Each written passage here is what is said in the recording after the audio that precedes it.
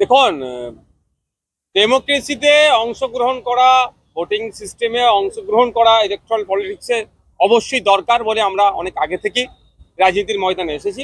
আস্তে আস্তে আমার পরিবারের অন্যান্য আরো যারা পীর সাহেব পীরজাদারা আছেন তারা আসছেন, এটাতে আমি স্বাগত জানাচ্ছি। তবে ব্যাপারটা হচ্ছে, দল চয়নের ক্ষেত্রে একটা দুর্নীতিগ্রস্ত দলকে চয়ন করে ফেললেন, ফলে এটা নিয়ে অনেক সমালোচনা হচ্ছে, আলোচনা হচ্ছে, এটা নিয়ে অনেক চর্চাও হচ্ছে। এতটুকু বলবো যে যে দলটাতে উনি নাম লিখালেন সেটা একটা দুর্নীতিগ্রস্ত দল, যেই দলের অপদার্থতার জন্য, যেই দলের ব্যর্থতার জন্য, নোংরামির জন্য, চুরির জন্য যে 26,000 চাকরি বাতিল হয়েছে, তার মধ্যে অনেক যোগ্য আছে, আজকে যোগ্যগুলো রাস্তায় বসছে।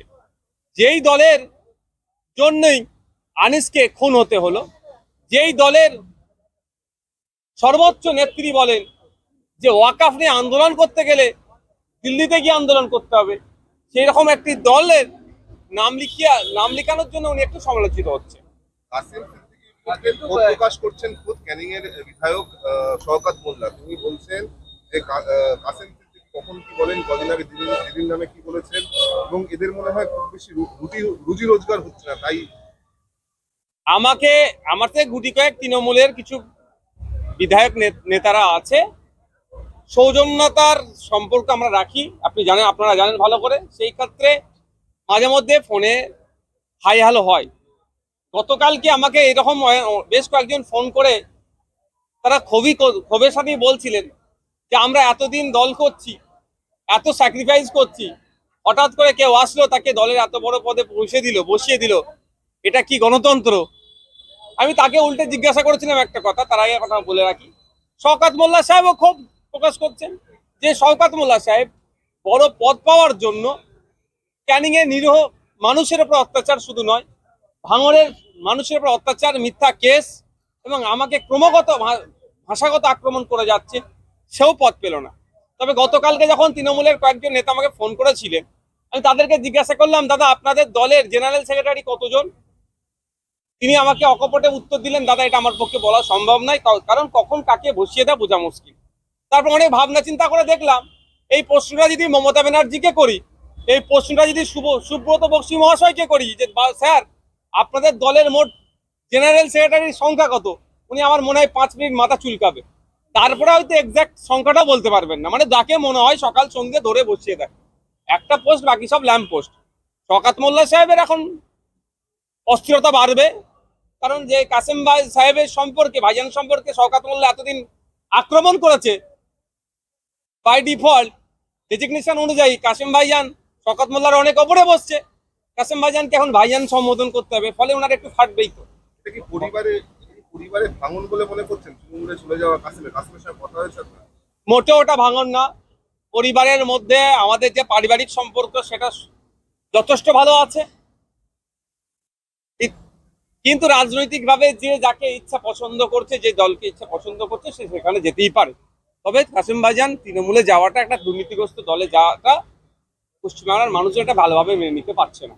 আপনি মাথা চুলকানোর কথা বলছিলেন, আজকেই মুখ্যমন্ত্রী আসবেন, জিজ্ঞেস করবেন মমতা বন্দ্যোপাধ্যায়কে যে আপনাদের দলের কতগুলো জেনারেল সেক্রেটারি? দেখুন, ওটা তো একটা রাজনৈতিক কোশ্চেন, আর এখানে মুখ্যমন্ত্রী হিসাবে আসছেন, তিনি দলের প্রধান হিসাবে আসলে তাকে কথাটা আমি নিশ্চিতভাবে সুযোগ পেলে জিজ্ঞাসা করতাম।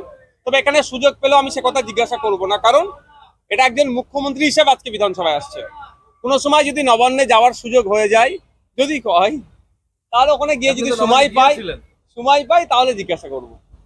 ভাঙড়ে আপনার বিরুদ্ধে কাসেম সিদ্দিকী প্রার্থী হবে এরকম একটা চর্চা রয়েছে, সেটাই ভয় পাচ্ছে? আমি চাইছি আমার বিরুদ্ধে মুখ্যমন্ত্রী প্রার্থী হোক ভাঙড়ে, আমি এটা চাইছি।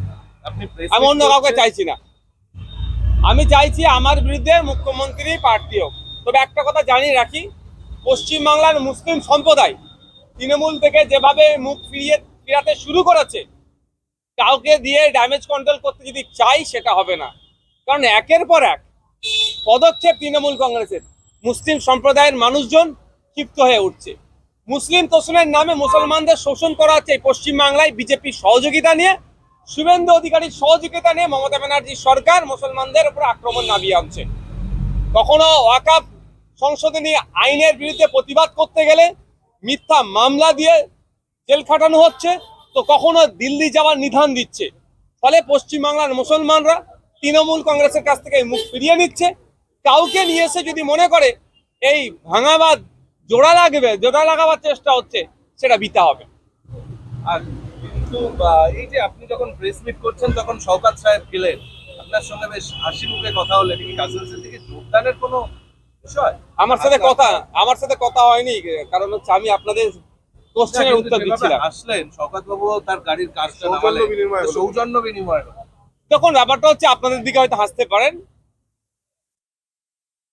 এখন শওকত সাহেবও নিজে ভাবছেন যে এতদিন নওশাদ সিদ্দিকী সাহেবের পেছন মানে তাকে ডিস্টার্ব করে তার কর্মীদের নামে মিথ্যা মামলা দিয়ে, তার নামে মিথ্যা মামলা দিয়ে, শুধু তাই নয়, ভাঙড় ডিভিশনের একাধিক থানার অফিসারদেরকে তৃণমূল কংগ্রেসের রাজনৈতিক মঞ্চে বসিয়ে দিতে পেরেছিল যে শওকত সাহেব, সেই শওকত সাহেব এখন ভাবছে তাকে আবার শাসন করবে কাসেম সিদ্দিকী ভাইজান। ওই জন্যই হয়তো হাসিটা দুঃখের হাসি আসছে না সুখের হাসি আসছে, তাকে জিজ্ঞাসা করুন আপনারা। আপনি খুশি? দেখুন, তো একটা অন্য রাজনীতি দলে গেছে, আমি তৃণমূলের কংগ্রেসের চরম বিরোধী, বিজেপির চরম বিরোধী, খুশি হওয়ার প্রশ্ন আসবে কেন? তবে হ্যাঁ, রাজনৈতিকভাবে আমি তাকে স্বাগত জানাবো রাজনৈতিক ময়দানে রাজনৈতিকভাবে মোকাবেলা করার জন্য। না, আমার হয়ে ওঠেনি কথা। অন্য কোনো সংকেত? অসুবিধে কোথায়? আমি তো মনে করি আরো বেশি বেশি করে যারা ধর্মীয় গুরু তাদের রাজনীতিতে আসা দরকার। রাজনীতিকে বাইরে থেকে কন্ট্রোল করার থেকেও সরাসরি রাজনীতিতে আসুন। বাইরে থেকে কন্ট্রোল করলেই বেশি নোংরামি হয়। সে যখন কাউকে পদ্মশ্রী প্রাইজ দিয়ে আনে, যে চর্চা হয়েছিল, এইগুলো যেমন চর্চা হচ্ছে, এটা থেকে সরাসরি রাজনীতি হোক। আহ্বান জানাবেন রাজনীতিতে আসার? আমি সকলকে আহ্বান জানাবো, উনি তো আমার চালাজান হচ্ছেন। আরো যারা ধর্মগুরু আছেন সকলকে আহ্বান জানাবো, প্রকাশ্যে রাজনীতি আসুন, রাজনীতির করুন এবং পজিটিভ রাজনীতি পলিটিক্সটাও। ধর্মগুরুদের কাজটা কি রাজনীতি? কেন করা যাবে না? ধর্মে কোনো জায়গায় বলা নাই যে পলিটিক্স করা যাবে না, ওখানে সময় দেবেন? সংবিধানে কোনো জায়গায় বলা নাই ধর্মগুরুরা পলিটিক্স করতে পারবে না। সুতরাং ধর্মীয় গ্রন্থ আর দেশের সংবিধান যখন একটা ধর্মগুরুকে বাধা দিচ্ছে না পলিটিক্স করতে, আপনি আমি কে তাদের রাজনীতিতে অংশগ্রহণ করলে তাদের নিয়ে প্রশ্ন তুলে দেবো বা নিরুৎসাহী করবো? বরং আমরা উৎসাহী করবো ধর্মগুরুদেরকে পলিটিক্স করার জন্য। Thank you.